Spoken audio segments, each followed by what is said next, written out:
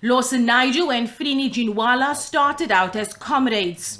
He also worked with her when she served as the Speaker of the National Assembly. But he said they were more than just comrades and friends. We were very much family, and she used to always refer to me as her little brother. We had a very special relationship, and yeah, she's going to be sorely missed. She was such a huge influence in my own life.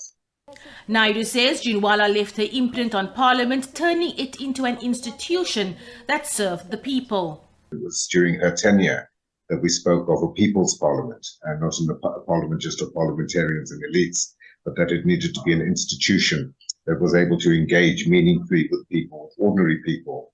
And I remember in the early days of the State of the Nation addresses, we would get school kids to come and line up and outside of Parliament to welcome the president.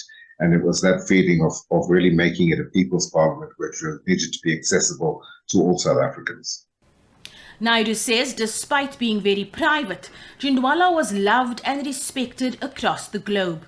She was a person with a huge intellect and a huge public profile, not just here in South Africa, but globally.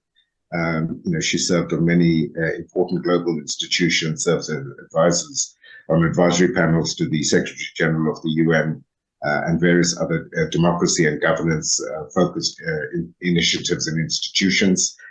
And I think she really made a mark, and particularly in the cause of gender rights in South Africa, always championing the rights of women in the ANC, ensuring that it was high up on the agenda. Naidoo says Ginwala had trusted allies in both former ANC President Oliver Tambo as well as the first democratically elected South African President Nelson Mandela. He says they worked alongside her in pushing for true women's emancipation. Abra Babier, SABC News, Parliament.